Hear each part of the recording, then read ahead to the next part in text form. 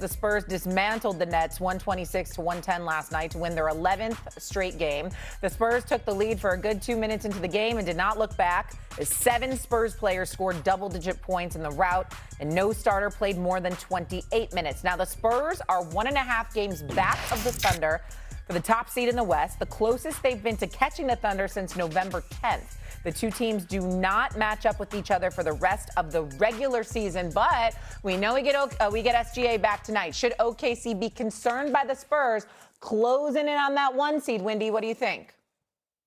I think they should be concerned about Victor Wembanyama being a 7'5" pterodactyl who can destroy everything at the rim. That's what they should be worried about, no matter where the game is played. Perk and I have had a funny thing with the Spurs. You know, for a couple of weeks ago, Perk was telling me, stop worrying about the Spurs' lack of experience. Just pay attention to this incredible player. And you know what? I agree with Perk. I've decided to stop worrying about their lack of experience and start paying attention to the fact that they've got a generational player who can overcome it. But Perk is all worried about Oklahoma City and these recent losses, and I'm looking at the way they're playing, and I'm energized by the way Oklahoma City is playing. Without their top 3 ball handlers, they've been able to give more time to Cason Wallace. He's had 3 20-point games. They've been able to develop guys, 7, 8, 9 on their bench who I think they will be able to use later on. I think they've had some really good performances while Shea's been out.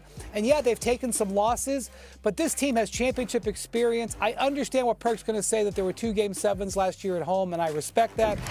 I'm not that worried about Oklahoma City's seed. I'm more worried about that man's health right there, and if he's healthy, I like their chances. Go ahead, Perk.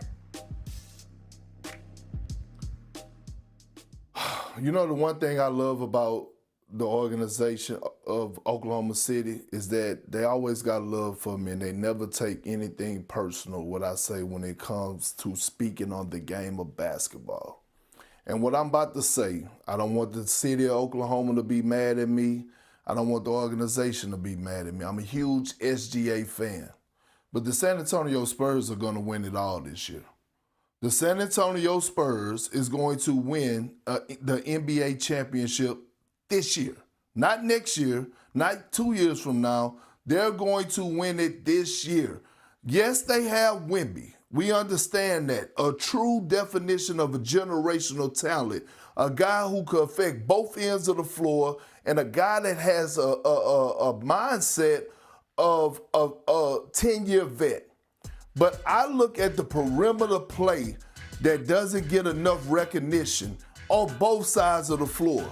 They have a bunch of two-way dogs, big guards, big wings, duplicating what OKC have to what they and what they done to win the championship. And that one dog in particular is Stephon Castle. What I saw him do against Cade Cunningham 2 games ago in Detroit, Cade Cunningham had the worst game of the season, 5 for 26 from the field. And now they're a game and a half back from OKC. They're going to get the #1 spot. And I don't want to hear anything about lack of experience, because I believe they understand the mission. The mission is they want to get as many home games as they possibly can in this postseason, and it's going to favor them. The San Antonio Spurs will win the NBA championship this year. No, they will not. Kendrick Perkins is wrong. They are not going to win the NBA championship this year. They're not even coming out of the West this year. I believe one of the 2 teams, meaning the Denver Nuggets or the Oklahoma City Thunder, despite losing 4 games in 5 meetings against San Antonio this year, will derail the San Antonio Spurs from going to the NBA Finals. I don't think they're beating both. I don't think they're getting through both to come out of the West. They will win a championship within the next 2 to 3 years with Wembanyama. He's going to win several championships. Matter of fact, I would have put it past him to win it next year. I just don't think it's going to be this year because I think Shai Gilgeous-Alexander is going to come back and remind everybody who the hell he is. I think Jalen Williams ultimately will come back, and the combination of those two in the backcourt will be a huge help. And I think Holmgren and those guys will respond like champions do, and they'll answer the call. And I certainly believe that Jokic and Jamal Murray is going to have something to say about it. I respect the hell out of the San Antonio Spurs. They are ahead of schedule, and they deserve to be. Stephon Castle is that dude, no question about it. Okay, I think their record's like 9-2 against the top 3 seeds in the National Basketball Association. So Kendrick Perkins is not off his rocker. I don't blame him for making this prediction. It's not beyond the pale or anything like that. I just believe that between the Thunder and the Nuggets, with Houston outside looking in, I got questions about their point guard play. That's why I'm not picking Houston in this equation. But I'm just looking at it from that standpoint, and I'm saying the San Antonio Spurs, as formidable as they are, I'm still not picking them ahead of both Denver and OKC. One of those teams will get them, and Kendrick Perkins will be wrong with his prediction. Have you seen Denver over the last month and a half? What have you looked when you watched the Denver Nuggets? Jokic hasn't been himself. I don't think that's going to continue. No, I don't think that's going to continue. Why? We're because I believe in Jokic. And a half away, damn near 2 months from. I believe in Jokic as well, but it's the others for me.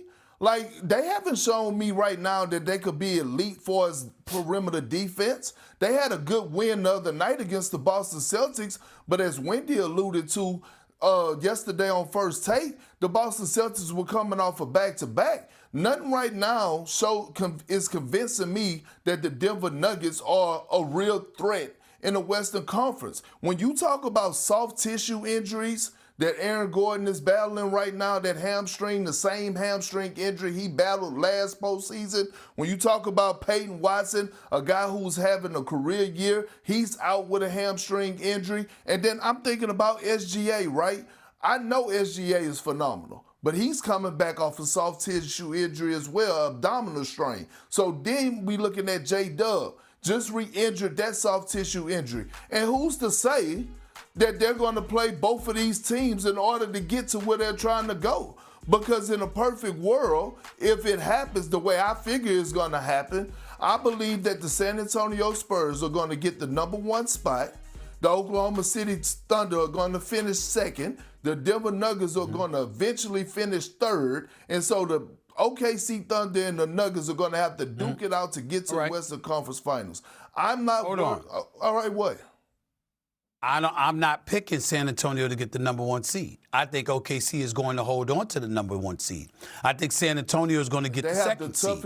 And also, I'm not worried. Listen, only people I'm worried, only team I'm worried about against OKC is San Antonio. I ain't worried about nothing else. They're going to roll through everybody else. They're going to hold on to the #1 seed. All right, San Antonio is going to be a top 2 seed, and we'll go from there. And oh, by the way, Wendy, I think Wendy will co-sign this. Perk, we've watched the Denver Nuggets on many, many occasions, and obviously with Jokic being, hobbled to some degree, but still doing what he does, we've seen at times where they haven't, quote-unquote, been themselves, and then the playoffs roll around, and they remind you who the hell they are, and they put you in a dogfight no matter who the hell they're going up against. I expect that Denver Nuggets team to show up in the postseason. That's why I'm saying what I'm saying. Wendy, final word. So, Shai, 3 years ago, I made an extra effort to get out to Oklahoma City in October to see Victor Wembanyama's first ever preseason game against the Oklahoma City Thunder and Chet Holmgren. And I watched the first half of that game with 1,500 other people in that building, and I had goosebumps because I was so excited about where the future of this rivalry is going to be. And I listened to Stephen A. and I listened to Perk, and I think they're both making good points.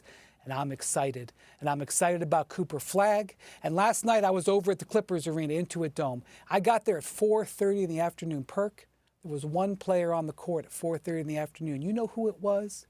It was Anthony Edwards. And you know what? No, Anthony Edwards. Gotcha, I'm sorry.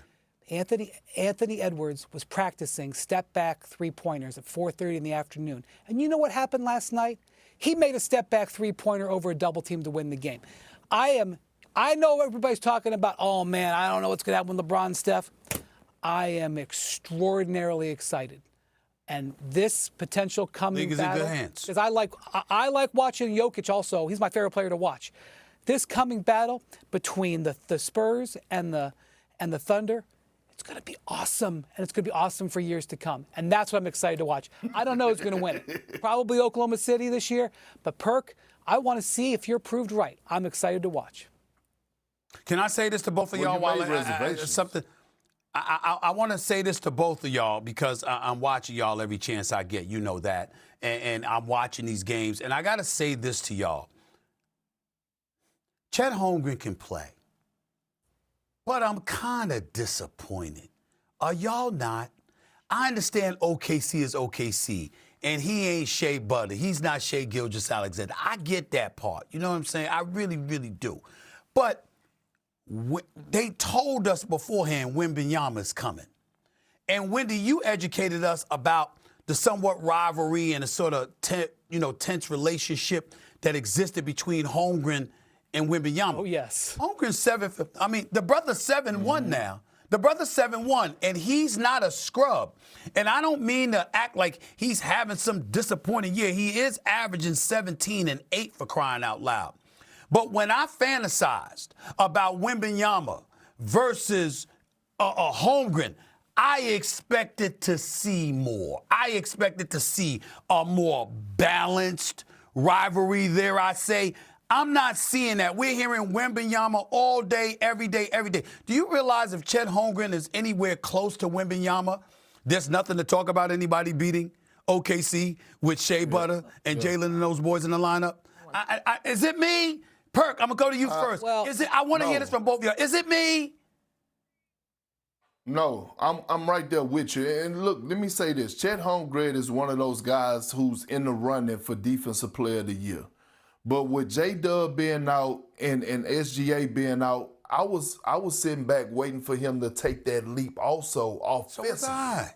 Because right now I put out a list the other day of my starting five for the Olympics in 2028, and Chet Holmgren wasn't the starting big. It was actually Jalen Duren. I'm waiting on him. 17 points is cool, but it ain't powerful. I'm waiting on him to start getting to that 22, 25-point range. Can he put up the same numbers we used to see from a healthy Anthony Davis? Can he take that leap? Because now it's a gap. It's definitely a gap on the offensive side between him and Wemby. And Wendy, let me tell you what came to my mind, why this came to my mind. I'm watching San Antonio beat the Detroit Pistons the other day. I still saw Duren drop 25 and 14. Like, I'm looking for Chet Holmgren to sit up there and say, the hell with Wembanyama. I don't like him that much, and I'm going at him too. He going to have to deal with me just like I'm going to have to deal with him. I'm waiting for that. You know what I'm saying? I'm just waiting for that. Well, I'll grant you that Chet Holmgren is not Victor Wembanyama, and I'll grant you that he is not a once-in-a-50-year player. But Chet Holmgren was awesome as a defender in the finals last year. That's why he's got a ring. Yes. He's an all-star this year at age 22. Yeah, we understand and that. he's not gonna match not what Victor. we saying, Wendy. That matchup, and also I'm gonna tell you one thing. 2028, right here in LA. You watch France versus the USA. Holmgren's going to be on Team USA.